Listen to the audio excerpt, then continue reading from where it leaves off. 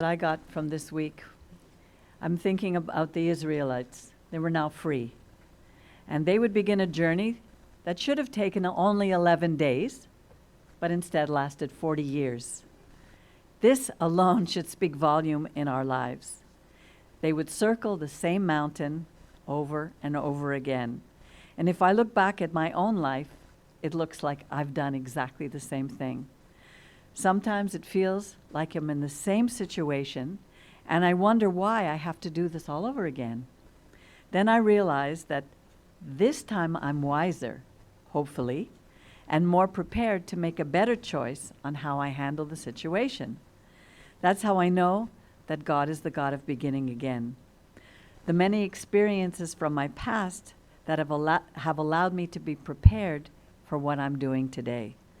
I wouldn't be standing here in front of you if I had not gone through them.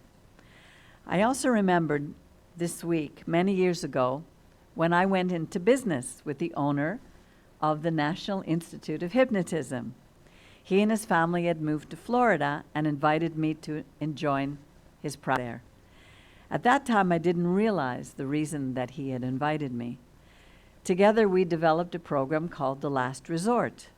It involved helping people dig out parts of their unconscious mind through biofeedback and hypnotherapy that helped them, that held them back from living their lives to the fullest.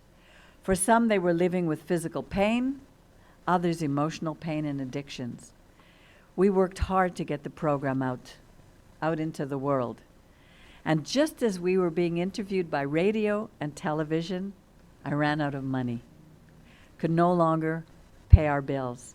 You see, I had been foolishly funding everything myself. We were at the point where we could no longer pay our rent or anything. That's when I had to quit and come back to Canada. I'd given up everything to follow my dream, and I was heartbroken. Today, it feels like I'm in the same situation because of the meeting that I had with my cousin, the filmmaker, who had been talking to me about his search, his new movie called His Search for God, which is the next film. And here we are again, struggling to pay our bills, struggling to pay our rent and everything. How could this be happening again? My first thought was about all the people over the last 25 years who said, oh, you're going to be closed down in 3 months. And I hated to give them the satisfaction of being right. Then I thought, who cares what people think? What matters is what God thinks. I believe so strongly in our calling and what we're doing here. We're not selling out to popular opinion. We are speaking out in opposition to the latest trends and fashions. It's not popular. We are not selling feel-good, easy answer religions. And that's not popular. I've seen dramatic changes in my life over the past 25 years. That's not overnight. Now I'm growing at an exponential rate because I understand the principles that lie behind how we live our lives. They're simple. They're simple, but they're not easy. I'm learning that life is like a spiral. It's either a spiral upward or a spiral downward. This is how I know that God is in control, not me. I can only take things one day at a time. Moses had to struggle over the next few years to slowly wean the people away from idolatry that had crept into their psyches. We are filled with idols of every size, every shape, every color without realizing it. One of the best ways to deal with them is first to recognize, what is my idol of choice? I'm sure I can think of at least one in my own life. And if not, if you can't think of one, ask your closest friend.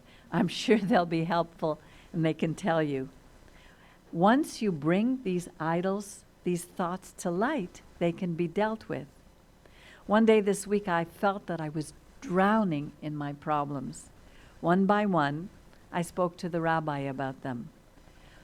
It was interesting that once they were out of my mouth and brought into the air, I was able to see them from a different perspective. I felt a release. It was like they lost their energy. They weren't all solved, but I wasn't harboring them inside me, allowing them to fester and grow into stress. They would be dealt with one by one, but the negative energy had gone.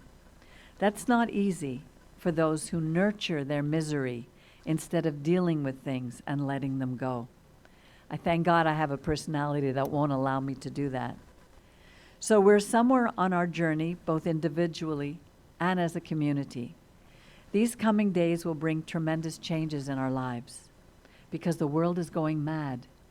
This morning, as I was watching the children, as we were praying, I remembered a story, a video that I had received this week. I sent it out to many of you. If you haven't received it, let me know, because it's very powerful.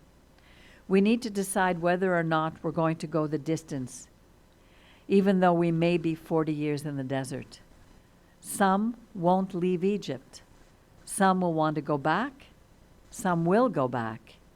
But let us hope that we're like Joshua and Caleb, Jew and Gentile together, who will march toward the promised land hand in hand. Shabbat Shalom.